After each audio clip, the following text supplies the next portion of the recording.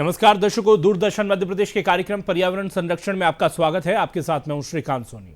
जैसा कि आप जानते हैं दर्शकों, इस कार्यक्रम के माध्यम से हम जानते हैं कि हम किस तरह से पर्यावरण संरक्षण की दिशा में आगे आए। ऐसे कौन कौन से कार्य हमें करना है जो हमारे पर्यावरण को संरक्षण प्रदान करते हैं। आज का हमारा विषय बहुत ही खास है। आज हम बात करेंगे जल संरक्षण और पर्यावरण की। क्यों जल को बचाना जरूरी है, जल संरक्षण किस तरह से किया जाए और ऐसे हम क्या क्या कार्य कर सकते हैं जिससे कि हम पानी बचा सकें और हमारा जो आने वाला कल है उसे हम सुरक्षित रख सकते हैं। इस पर बातचीत करने के लिए हमारे साथ दो बेहद खास मेहमान मौजूद हैं। हमारे साथ हैं वरुण दुबे जी, जो कि पर्यावरण एक्सपर्ट हैं और लंबे समय से एनवायरनमेंट के क्षेत्र में काम कर रहे हैं। युवाओं को पर्यावरण की दिशा में जोड़ने का प्रयास वो कर रहे हैं। आपका बहुत बहुत स्वागत वरुण जी। और साथ ही हमारे साथ है डॉक्टर संरजना चतुर्वेदी जी, जो कि पर्यावरण एक्सपर्ट हैं और पर्यावरण के क्षेत्र में कार्य कर रही हैं। हम इन दोनों से ही बातचीत करेंगे और जानेंगे कि किस तरह से हम जल संरक्षण और पर्यावरण संरक्षण की दिशा में आगे आ सकते हैं और ये महत्वपूर्ण क्यों हो जाता है। सबसे पहला सवाल वरुण जी मैं आप ही से करूंगा। जब हम जल संरक्षण की बात करते हैं और क्योंकि पर्यावरण का क्षेत्र बहुत ही विराट है, उसमें जल भी आता है, मृदा भी आती है और जो हमारे चारों ओर का वातावरण है वो पर्यावरण ही है। तो जब हम जल संरक्षण की बात करते हैं तो ये कितना इम्पोर्टेंट पार्ट होता है पर्यावरण संरक्षण की दिशा के लिए। जी बिल्कुल। जो आपका सवाल है उसमें हम देखते हैं कि काफ़ी समय से हम बहुत सारे विज्ञापन देखते हैं कि जल ही जीवन है ना। बहुत सारी सरकारी विज्ञापन भी आते हैं, तो ये बिल्कुल सही लाइन है कि जल ही जीवन है। तो हम देखें कि जीवन की शुरुआत भी जल से ही हुई है जी, है ना। और हम जो डायरेक्टली अपने कंजप्शन के लिए जो देखते हैं कि हमें कितना ज़रूरी है, हम मान सकते हैं कि एक दिन भी अगर हमारे घर में पानी नहीं आए तो हमारा जीवन पूरा अस्त व्यस्त हो जाता है। तो ये तो डायरेक्टली जो इम्पैक्ट हम देखते हैं वो है। इसके अलावा जो हमारा खाद्य, मैं आगे बढ़ाऊंगा। एक दिन अगर पानी नहीं आया तो घर सूना सा लगता है। बिल्कुल घर सूना सा लगता है और हमारा दिन ही शुरू नहीं होता है बिना पानी के। चाहे वो पीने का पानी हो, चाहे वो हमारे बाकी उपयोग का पानी हो, कोई भी पानी अगर नहीं है तो हमें बहुत एक संकट सा महसूस होने लगता है। इसके अलावा हमारी जो कृषि पूरी पानी पर निर्भर करती है। हमारी जितनी भी खाद्य श्रृंखला है उसके लिए जल अति आवश्यक है। तो हम देख सकते हैं कि डायरेक्टली और इनडायरेक्टली हर तरीके से पानी की कमी हम पर इम्पैक्ट करती है, एक नेगेटिव इम्पैक्ट डालती है। तो उसका संरक्षण अति महत्वपूर्ण हो जाता है। बिल्कुल। और वरुण जी, जल, क्योंकि आपने जिस तरह से बताया कि जल ही जीवन है और जल का महत्व आपने बताया, अगर आपके पास जल नहीं होगा तो आपका जीवन ज़्यादा चल नहीं पाएगा। बिल्कुल, अगर आपके पास चल पाएगा। साथ ही साथ हम आज की डेट में जितना हमारा इंफ्रास्ट्रक्चरल डेवलपमेंट देख रहे हैं, जो भी विस्तार देख रहे हैं, वो सारी चीज़ें रुक जाएंगी। हर चीज़ के लिए जल अति आवश्यक है। बिल्कुल। अगर आप खाना नहीं खाएं तो चल जाएगा, लेकिन जल नहीं पियेंगे तो जीवन बिल्कुल मुश्किल है। जैसे अभी हम बात ही कर रहे थे, मैंने आपको बताया पिछले 40 घंटे से मैं वाटर फास्ट पर हूँ जी। तो मैं बिना खाए तो रह सकता हूँ, लेकिन मैं बिना पानी के नहीं रह सकता। तो पानी अति आवश्यक है। बिल्कुल। डॉक्टर संरजना जी, मैं आपसे जानना चाहता हूं, क्योंकि विषय बहुत ही इम्पोर्टेंट हो जाता है जब हम पर्यावरण संरक्षण की बात करते हैं। पर्यावरण जो संरक्षण है, इसको आप समझाइए कि ये कितना महत्वपूर्ण है आज के परिदृश्य में और किस तरह से युवा इसमें सहभागी बन सकते हैं। प्रकृति से जुड़ना हम सबके लिए बहुत ज़रूरी है, क्योंकि हम सभी का जीवन प्रकृति से जुड़ा हुआ है। और हमें कोशिश करनी चाहिए कि जो आने वाली पीढ़ी है, नई पीढ़ी है हमारी, उसको हम इसका महत्व समझाएं। जैसे हमारे घर में एक छोटा बच्चा है, अगर हम उसको शुरुआत से ही यह बताएं कि बेटा पौधे का क्या महत्व है। हाँ, और अब जैसे बच्चे खेलते हुए अक्सर कई बार पौधे फूल तोड़ देते हैं। अगर हम उनको छोटे छोटे ये बातें सिखा सकें तो वो जल्दी समझ सकेंगे। जैसे कचरा है, उसको अगर आप गीला सूखा, जो अक्सर हमको नगर निगम और ये संस्थाएं बता रही होते हैं, उनका महत्व अगर हम अपने बच्चों को घर में सिखाना शुरू करें तो वो बेहतर होगा एक प्रयास। और उसके अलावा जैसे जब हम अपने बच्चों को मॉल्स और इन सब जगहों पर घुमाने लेकर जाते हैं, उसके बजाय अगर हम उन्हें वन्य प्राणी और इस तरह की चीज़ें दिखाएं तो भी उनके जीवन में बदलाव आएगा। वो समझ पाएंगे कि प्रकृति हमसे किस तरह से जुड़ी हुई है। बिल्कुल। और ये आवश्यक क्यों है? क्यों संरजना जी हम बात कर रहे हैं कि पर्यावरण संरक्षण आप कीजिए, क्यों इतना महत्वपूर्ण हो जाता है ये? पर्यावरण संरक्षण इसलिए ज़रूरी है क्योंकि हम सभी का जीवन प्रकृति से जुड़ा हुआ है। हम में से कोई भी, चाहे हवा है, पानी है और मिट्टी, इन तीनों का हमारे जीवन में विशेष महत्व है। इसलिए पर्यावरण का जो महत्व है वो हम सभी के जीवन में बहुत अधिक है। जी बिल्कुल वरुण जी, क्योंकि हम देख रहे हैं कि जल संरक्षण को लेकर तमाम सारी बातें हो रही है, लेकिन आप क्या देखते हैं कि क्या चैलेंजेस हैं? क्यों नहीं, अगर हम आज नहीं अवेयर हुए, आज नहीं जागे, तो फिर किस तरह की परेशानियों का सामना हमें करना पड़ सकता है? उन पर भी आप प्रकाश डालिए, क्योंकि जब तक आप चुनौतियां नहीं बताएंगे, लोगों को सही चीज़ नहीं बताएंगे, तो वो आगे कैसे आएंगे इसको संचय करने में? बिल्कुल सही बात है। जैसे हम अगर जल संरक्षण की बात कर रहे हैं तो पहले हमें ये जानना चाहिए कि संकट क्या है जी, है ना, उसके कारण क्या है कि हमारा जल स्तर कम हो रहा है और क्यों कम हो रहा है। तो हम देखते हैं कि एक तो जलवायु परिवर्तन एक बहुत बड़ा कारण है जल स्तर के कम होने में या जल स्तर के प्रदूषित होने में। इसके अलावा हम देखते हैं कि जो नॉर्मली हम बात करते रहते हैं कि आवश्यकता से अधिक हम पानी का उपयोग करते हैं, कि शार है या नल है हम अधिक समय तक चलाते हैं, और आवश्यकता से अधिक उपयोग तो करते ही हैं, साथ ही साथ दुरुपयोग भी करते हैं। दुरुपयोग कैसे? जहाँ पर हमें अधिक पानी की आवश्यकता नहीं है वहाँ पर भी हम पानी का उपयोग करते हैं ना, जहाँ जो चीज़ हमारे लिए आवश्यक नहीं है वो चीज़ भी हम इस्तेमाल करते हैं। तो एक तरीके से इसमें दुरुपयोग होता है। साथ ही साथ एक संकट, जल संकट एक इसलिए भी बहुत है क्योंकि जल प्रदूषण बहुत ज़्यादा है जी, है ना। जल प्रदूषण के भी अपने आप में बहुत सारे कारण हैं, वो हम अभी विस्तार में डिस्कस करेंगे, जिसमें कृषि है, इंडस्ट्रियल वेस्ट है ना। तो ये सारी चीज़ें एक जल प्रदूषण पैदा करती हैं, जिससे हमारा जलीय पारिस्थितिकी तंत्र भी खराब होता है और साथ ही साथ हमारी सेहत पे भी सीधे सीधे प्रभाव पड़ता है। इसके अलावा अगर हम देखें तो जो डामरीकरण है या कॉन्क्रीटाइजेशन है जो अर्बन एरियाज़ में, अब तो हम देख रहे हैं रूरल एरियाज़ में भी हो रहा है। घर के दरवाजे तक हम देखते हैं तो कंक्रीट बिछा होता है, हमने ज़रा भी फुटपाथ नहीं छोड़े।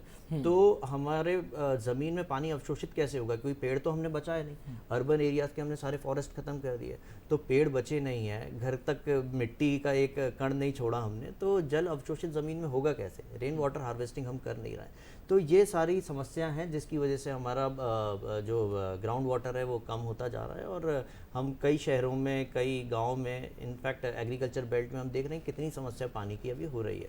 हमारे किसान किस तरीके से आत्महत्या कर रहे हैं जल संकट के कारण। वर्षा भी असंतुलित है, तो कहीं ना कहीं कृषि पे बहुत ज़्यादा इसका प्रभाव पड़ रहा है। बिल्कुल प्रभाव पड़ रहा है। वरुण जी, जैसे कि आपने कहा कि शहरीकरण, पहले हम देखते थे कि भोपाल से हम आगे निकलते थे तो 15 किलोमीटर के बाद से घने जंगल हमें देखने को मिलते थे। अब तो 25 किलोमीटर या 30 किलोमीटर भी मैं कहूँगा कि वहाँ पे डेवलपमेंट हो रहा है। डेवलपमेंट हो रहा है तो मल्टियाँ बन रही है, फिर वहाँ पे पानी उनको व्यवस्थित लोगों को चाहिए। तो ये क्या सब मूल कारण आप इसको मानेंगे कि ये कहीं ना कहीं हमारे जल संरक्षण जल संकट की ओर ले जा रहा है हमें? बिल्कुल। जब भी हम बात करते हैं डेवलपमेंट की तो हम हमेशा ये देखते हैं कि हमें सुख सुविधा और साधन मिले, लेकिन हम ये भूल जाते हैं कि जीवन जीने के लिए जो बेसिक नेसेसिटी है, जो आवश्यकताएं हमारी, वो हम ख़त्म करते जा रहे हैं। तो मतलब हम नीड की जगह अब ग्रीड में विश्वास रखने लगे हैं। तो जब हम ये चीज़ करते हैं तो हमें प्रकृति का फिर प्रकोप का सामना भी करना पड़ता है। तो जो हम देख रहे हैं कि अर्बनाइजेशन हो रहा है, जितना डेवलपमेंट हो रहा है, उससे हमारे जंगल नष्ट हो रहे हैं, जो पेड़ नष्ट हो रहे हैं, जो कि बहुत सारा कार्बन अपने अंदर अवशोषित करे होते हैं, है ना। तो वो कार्बन, सबसे पहली बात, एटमॉस्फेयर में आ गया, वो कार्बन वायुमंडल में आ गया। इसके अलावा जो ऑक्सीजन हमें मिलने वाला था वो ऑक्सीजन हमें नहीं मिल रहा है। इसके अलावा जो धूल के कण जो उनकी जड़ों ने रोक रखे थी, मिट्टी को बांधे रखा था, तो सॉइल इरोजन होना चालू हो गया, तो धूल के कण भी वायुमंडल में आ गए। तो इस तरह हमारी हवा प्रदूषित हो गई। आज हम देखें लोगों को बहुत सारी हेल्थ रिलेटेड प्रॉब्लम्स हैं, सांस की प्रॉब्लम है, ये सब इन्हीं कारणों से बढ़ रही है। तो कहीं ना कहीं अगर हम देखें तो पर्यावरण पूरा इसकी वजह से ख़राब हो रहा है और जल संकट भी आ रहा है, क्योंकि वो पेड़ जो है वो पानी को ज़मीन के अंदर अवशोषित करने का काम करते हैं, है ना। जड़ों के माध्यम से पानी ज़मीन में बैठता है। तो अब हम देख रहे हैं कि पेड़ जब नहीं बच रहे हैं तो कहीं ना कहीं ये सारे संकट हमें देखने को मिल रहे हैं। पहले तालाबों, नदियों के किनारे भी जो पेड़ होते थे वो भी काफ़ी ज़्यादा जल संरक्षण में योगदान देते थे, अब वो भी हमें कम देखने को मिलता है। बिल्कुल संजय जी, व्यक्तिगत स्तर पर पर्यावरण संरक्षण के लिए किन प्रयासों को हम कर सकते हैं? एक निजी तौर पर अगर हम देखा जाए तो हम अपने आसपास, आजकल ये जो अभी वरुण जी ने भी बात कही कि हम अपने आसपास कंक्रीट को ही डेवलप कर रहे हैं। हम अपने आसपास की कॉलोनीज़ में भी देखें तो लोग घर के अंदर मिट्टी के लिए थोड़ी सी जगह भी नहीं चाहते हैं। तो ये हमें अपनी सोच को बदलने की ज़रूरत है। सबसे पहले कि हमें इस चीज़ को समझना चाहिए कि कंक्रीट से आप पानी को अवशोषित कहाँ करेगी ज़मीन? जब ज़मीन के अंदर पानी नहीं जाएगा तो ज़मीन के ऊपर पानी कहाँ से आएगा? अरे बारिश के समय अब अक्सर क्या हो रहा है कि ये जो ड्रेनेज सिस्टम और ये जो समस्या है इसके कारण बाढ़ आ जाती है। पानी क्योंकि अवशोषित हो ही नहीं रहा है, क्योंकि मिट्टी को रोक ही नहीं पा रही है ना पानी, जो कंक्रीट ऊपर जो बिछा हुआ है। तो ये एक हमें सबसे पहले तो अपने अंदर सोच को बदलने की आवश्यकता है कि बड़ी बड़ी इमारतों में रहकर आप मूलभूत सुविधाओं से दूर नहीं हो सकते।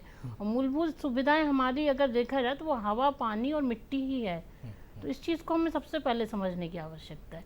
उसके अलावा हम अपने आसपास जहाँ संभव हो सके पौधे लगाने का प्रयास करना चाहिए, और यही हम सब कर सकते हैं। और अवेयरनेस की बात हमें सबसे ज़रूरी है, क्योंकि अगर हम अपने आसपास के लोगों को ये समझा सकें कि कचरा कहाँ फेंकना है, सिंगल यूज़ प्लास्टिक का कम से कम इस्तेमाल करें।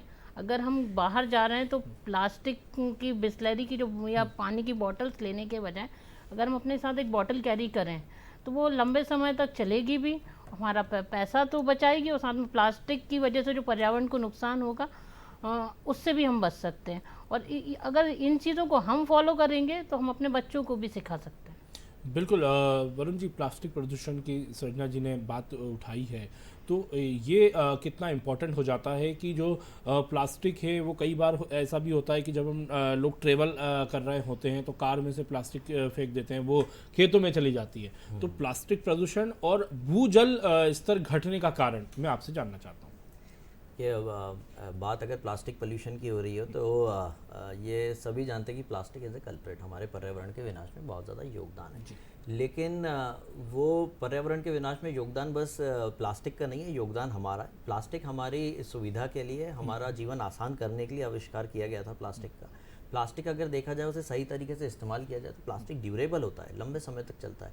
लेकिन हम प्लास्टिक का कचरा ज़्यादा प्रोड्यूस करते हैं, इस वजह से वो पर्यावरण के लिए एक संकट है। जैसे कि हम एक मार्केट से थैली लेकर आते हैं और वो थैली को हम एक टाइम यूज़ करके फेंक देते हैं, लेकिन अगर हम देखें तो वो थैली कहीं पर भी पर्यावरण में नष्ट नहीं होगी, वो कहीं ना कहीं पर्यावरण संकट पैदा करेगी। तो अगर वैसे तो थैली इस्तेमाल करना ही नहीं चाहिए प्लास्टिक की, लेकिन अगर हमने, हाँ अब तो बैन भी है, लेकिन अगर हमारे पास गलती से कभी आ भी गई, कभी हम गए हैं और हमारे पास थैला नहीं है, हमें मजबूरी में लेना भी पड़ गया, तो उस थैली को हम चाहें तो सालों चला सकते हैं। बिल्कुल, हम उस थैली को बार बार रीयूज कर सकते हैं, लेकिन लोग थैली को वन टाइम यूज़ करके फेंक देते हैं। तो इस तरह से कचरा इकट्ठा होता है। इसके अलावा हम देख रहे हैं कि पहले हम जब किराने की शॉप पे जाते थे, घर के लिए राशन पानी लेने जाते थे, तो हम साथ में अपना थैला लेकर जाते थे, और बाकी चीज़ें जैसे तेल भी लेना होता था तो डब्बे लेकर जाते थे, अनाज वनाज के लिए सब कुछ, हम गेहूँ के लिए अपना कोटी लेकर, डब्बा लेकर जाते थे। लेकिन अब क्या हो गया, हम सुपरमार्केट जाते हैं और हर चीज़ प्लास्टिक में पैक होकर आती है और हम सीधे उसको घर लेकर आते हैं। तो इस तरीके से हम जाने अनजाने में इतना ज़्यादा वेस्ट प्रोड्यूस करते हैं, प्लास्टिक वेस्ट प्रोड्यूस करते हैं। तो जो चीज़ हमारे सहूलियत के लिए, हमारे लाइफ में कंफर्ट पैदा करने के लिए बनाई गई थी, उसको आज हमने अपनी समस्या बना लिया है। तो कहीं ना कहीं हमें इस चीज़ से बचना चाहिए, हमें वापस उन पुरानी पद्धतियों पे आना चाहिए जहाँ पर हम प्लास्टिक का इस्तेमाल नहीं करते थे और दूसरे विकल्पों को हम देख सकते हैं। बिल्कुल, आपकी इस बात को और इस तरह से भी समझ सकते हैं वरुण जी कि जो हमारी पुरानी पीढ़ियाँ जिस तरह से जीवन यापन करती थी उनको हमें अपनाना चाहिए। उससे आपकी जो लाइफ की जो एज है वो भी बढ़ेगी, क्योंकि हम देख रहे हैं कि वो रेशो भी अब कम होता जा रहा है। बिल्कुल, रेशो कम होता जा रहा है। अब हम देख रहे हैं कि हर जगह पर हमें माइक्रो प्लास्टिक्स देखने को मिल रहे हैं। इनफैक्ट हमें बहुत सारे जीवों में भी माइक्रो प्लास्टिक्स मिलने को मिल रहा है, देखने को मिल रहा है। इनफैक्ट हम अगर हमारी बॉडी का अच्छे से एग्जामिनेशन करें तो उसमें भी हमें माइक्रो प्लास्टिक्स देखने को मिलेंगे। जैसे एक छोटा सा एग्जांपल दूं किस तरह से माइक्रो प्लास्टिक्स हमारी बॉडी में जाते हैं। जैसे जो पन्नियाँ होती हैं वन टाइम यूज, जो हम बोलते हैं कि कम माइक्रोन्स वाली पॉलीथिन्स हैं, वो लोग इधर उधर फेंक देते हैं, तो वो एक फाइन डस्ट में कन्वर्ट होके वो हवा में आ जाती है और वो सांस के माध्यम से हमारे अंदर आती है ना। इसके अलावा अगर हम देखें तो आज की डेट में पेपर कप्स चले हैं, तो वो कहने के लिए पेपर कप्स हैं, लेकिन उस पर प्लास्टिक की बड़ी फाइन थिन लेयर होती है। पहले तो हम प्लास्टिक कप्स इस्तेमाल कर रहे थे, तो प्लास्टिक कप्स में हमें पता था कि ये सीधे सीधे प्लास्टिक है और वो रिसाइकल भी कहीं ना कहीं हो सकता था, है ना। उसको उस तरीके से हम वेस्ट मैनेजमेंट कर सकते थे। लेकिन अब जब पेपर के ऊपर प्लास्टिक लगा आ रहा है तो वो सबसे पहली बात रिसाइकल नहीं हो सकता।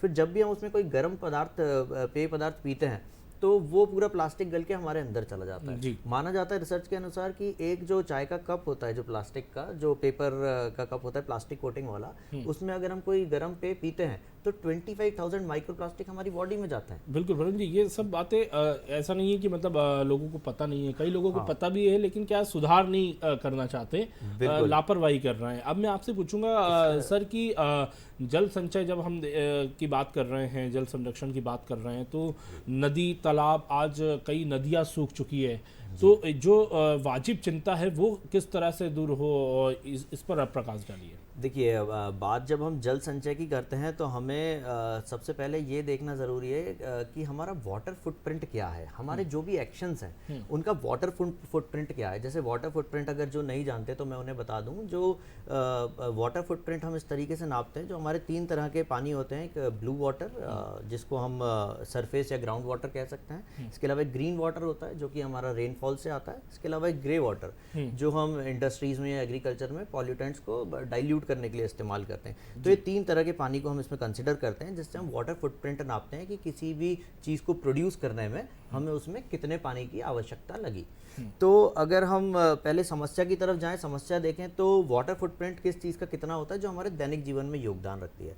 तो पहले तो हमारा खान पान है ना, हम देखें कि लाइफ स्टॉक प्रोडक्शन में बहुत ज़्यादा पानी का उपयोग होता है, जो उसमें हम पशुपालन जो करते हैं, जानवरों को पैदा करने में और उनको बड़ा करने में, उनका फीड उगाने में बहुत ज़्यादा पानी लगता है, जो मतलब अधिकतम पानी हम देख रहे हैं कि वहाँ पर हमें लगता है। एक अगर मैं एग्जांपल लेना चाहूँ तो एक किलो चिकन मीट प्रोड्यूस करने में 4,300 लीटर पानी लगता है। अब क्या किसी ने सोचा था कि 1 किलो चिकन मीट जिससे से 3 या 4 लोगों का पेट भरा रहा है, उसमें इतना पानी लग सकता है? तो ये चीज़ हम जानते नहीं है, इसकी जागरूकता होना बहुत ज़रूरी है। 4,300 लीटर, 1 लीटर दूध के लिए 1,040 लीटर पानी लगता है। ये वाटर फुटप्रिंट नेटवर्क की रिपोर्ट के अनुसार है। जो बीफ प्रोडक्शन की हम बात करते हैं कि इंडिया, हम देखें फर्स्ट या सेकंड नंबर पे हमें हमेशा रहता है बीफ एक्सपोर्टर में, है ना। अभी हम वर्ल्ड के सेकंड लार्जेस्ट बीफ एक्सपोर्टर हैं। बीफ, 1 किलो बीफ प्रोड्यूस करने में 15,400 लीटर पानी लगता है, और हम रिसोर्सेज अपने यूज कर रहे हैं दूसरी कंट्रीज को खाना खिलाने के लिए। बताओ,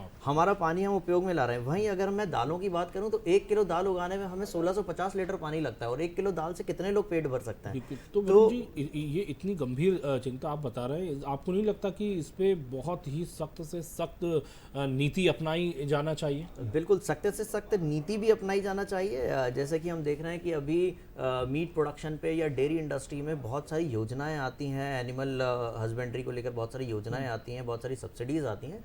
तो बजाय इसके हमें ध्यान देना चाहिए हमारे किसानों से, जो हमारी ट्रेडिशनल क्रॉप हैं, जो मिलेट्स हैं, उनके प्रोडक्शन पे ध्यान देने के लिए, फलों और सब्जियों के प्रोडक्शन पे ध्यान देने के लिए। इससे ना सिर्फ हम बीमारियों से बचेंगे, बल्कि हम जो अपने रिसोर्सेज हैं उसको मिस यूटिलाइज भी नहीं कर रहे हैं। बिल्कुल, और माननीय प्रधानमंत्री जी ने मिलेट्स को जिस तरह से बढ़ावा दिया है वो भी सराहनीय है वरुण जी। बिल्कुल, अब लोग जानने लगे खुद सब मिलेट्स पर्यावरण की, हाँ, मतलब सेहत के साथ साथ पर्यावरण की दृष्टि से भी हमें कहीं ना कहीं एक मेजर शिफ्ट लाना होगा हमारे फूड पैटर्न पे। हमें प्लांट बेस्ड डाइट पे शिफ्ट होना पड़ेगा। आज की डेट में हम देखें तो वीगनिज्म बहुत तेजी से बढ़ रहा है। वीगनिज्म बढ़ने का कारण प्राणियों पे करुणा रखना तो है ही, सभी जीवों पर करुणा रखना तो है ही, लेकिन साथ साथ पर्यावरण भी एक बहुत बड़ा कारण है जिसकी वजह से लोग वीगनिज्म की तरफ जा रहे हैं, प्लांट बेस्ड डाइट की तरफ जा रहे हैं। जैसे कि मैंने बताया, दूध के और मीट के प्रोडक्शन में कितना ज़्यादा पानी लग रहा है, वैसी लैंड यूजेज भी होता है, उससे एनवायरमेंटल पोल्यूशन भी होता है, ग्रीन हाउस गैस एमिशंस भी होते हैं। तो ये सारी चीज़ों से बचने के लिए हमें एक मेजर शिफ्ट लाना पड़ेगा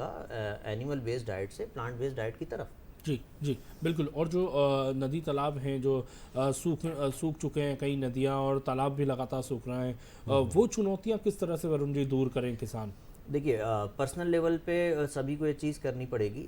जैसे मैं आपको एक एग्जांपल दूं, अभी आपने किसान की बात करी, थोड़े दिन पहले एक आष्टा तहसील में एक गांव है लसुड़िया विजय सिंह जी, तो वहाँ के एक किसान हैं गोपाल सिंह ठाकुर, उनके साथ में बैठा हुआ था और बातचीत चल रही थी। तो उनके यहाँ कुआं देखा मैंने, और रेन वाटर हार्वेस्टिंग सिस्टम लगा हुआ था, पूरा वहाँ से वाटर रिचार्ज होता था उनके कुएं में। तो मैंने उनसे जानने की कोशिश करी कि क्या इसके बेनिफिट हैं आपको और क्या पहले आपने समस्या देखी। तो उन्होंने मुझे बताया सन 2000 में उन्हें पानी की समस्या आना चालू हुई जी। और वो समस्या ऐसी बढ़ गई कि उनको कम से कम 4 से 5 महीने पानी उपलब्ध रहता ही नहीं था, जी। है ना।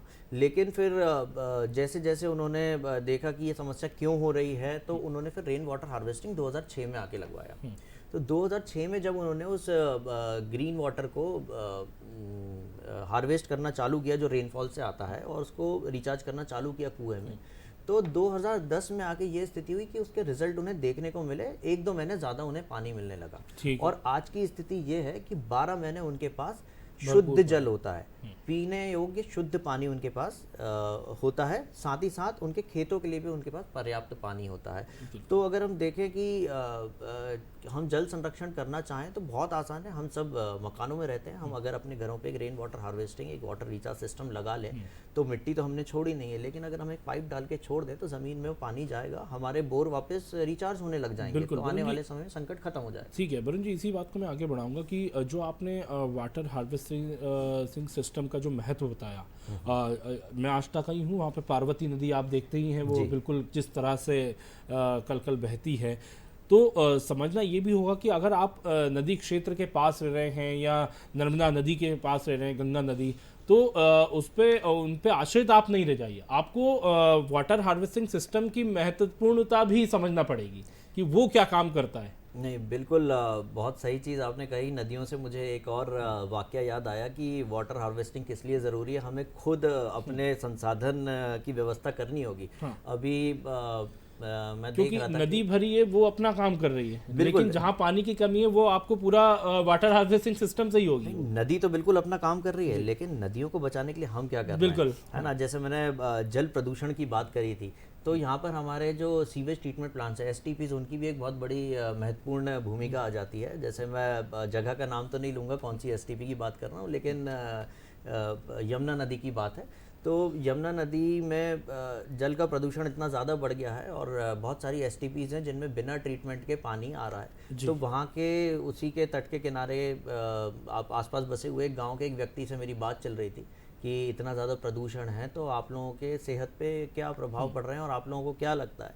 तो उसने एक ऐसी बात कही जो मतलब बड़ी मेरे दिल को छू गई। उसने कहा, पहले कहते थे साहब कि जल ही जीवन है, अब तो हमारे लिए ये हो गया कि जल ही मृत्यु है। जल से हमें बीमारियां मिलती हैं, बोले पानी से हमें बीमारियां मिलती हैं। तो मेरे को बड़ा अजीब लगा सुन के और बड़ा मैं भावुक भी हुआ कि मतलब जिस नदी को माँ मानते हैं और उसका जल पीते हैं, उसी में नहाते हैं वो लोग, आज उसका पानी इतना ज़्यादा प्रदूषित है। तो इसलिए भी रेन वाटर हार्वेस्टिंग बहुत ज़रूरी हो गई है कि हम जहाँ रहते हैं वहीं पर हमारा वाटर रिचार्ज हो, जिससे हमारे बोरवेल्स में पानी भरा रहे। और साथ ही साथ इसके अलावा हमें एक चीज़ और करनी चाहिए। जैसे पहले हम देखते थे कि छोटी छोटी वाटर स्ट्रिंग्स होती थी और गांव शहरों में सब जगह छोटे छोटे तालाब और तलैया होती थी जो हमने ख़त्म कर दिए। तो हमें वैसे छोटे छोटे वाटर पॉन्ड्स फिर से बनाना ज़रूरी है। इंपॉर्टेंट बात कह रहे हैं आप। हाँ, जी। फिर से क्रिएट करना ज़रूरी है ना। कहीं ना कहीं ये इतना जो कॉन्क्रीटाइजेशन है उसको कम करके हमें इन चीज़ों पे वापस पुरानी पद्धतियों पे जाना अनिवार्य हो चुका है आज की डेट में। अगर हमें अपनी रेस को बचाना है, हमें हमारे बाकी बायोडाइवर्सिटी को भी बचाना है, खुद को भी बचाना है, तो हमें पानी को कहीं ना कहीं संचित करने की बहुत ज़्यादा आवश्यकता है। बिल्कुल। सर्जना जी, आखिरी सवाल आपसे मैं पूछूंगा, पर्यावरण की शुद्धता के लिए क्या महत्वपूर्ण कदम हम उठा सकते हैं? पर्यावरण की शुद्धता के लिए जैसे जो वरुण जी ने कहा, हमें अपनी जड़ों की ओर वापस लौटने की आवश्यकता है। बहुत पहले मेरी बात एक बार जो मशहूर पर्यावरणविद हैं डॉक्टर वंदना शिवा, उनसे हुई थी। तो उन्होंने मुझसे एक चीज़ ये कही थी कि पहले हमारी जो संस्कृति थी उसमें हम पीतल, तांबा, इस तरीके के बर्तनों का इस्तेमाल करते थे, लेकिन अब हम कहाँ जा रहे हैं? प्लास्टिक की ओर, जी, है ना। तो जहाँ जैसे जैसे हम प्लास्टिक का इस्तेमाल करते हैं हमारे पर्यावरण को नुकसान होता है। तो सबसे अच्छा तरीका यही है कि हम अपनी जड़ों की ओर लौट जाएं, उसी में हम सबकी और पर्यावरण का संरक्षण। बिल्कुल। तो हमें पर्यावरण और जल संरक्षण की दिशा में आगे आना होगा। जो हमारे एक्सपर्ट्स ने सुझाव दिए उन्हें अपनाना होगा, ताकि अगर आपके पास जल है तो ही आपके पास कल होगा, आने वाला भविष्य आप देख सकेंगे और आने वाली पीढ़ियों को एक स्वच्छ वातावरण आप प्रदान कर सकेंगे। बहुत बहुत शुक्रिया डॉक्टर संजना जी और वरुण जी, आपने दूरदर्शन मध्य प्रदेश के इस कार्यक्रम में सहभागिता की। दर्शकों, इस कार्यक्रम में इतना ही। आप जुड़े रहिए हमारे साथ। नमस्कार।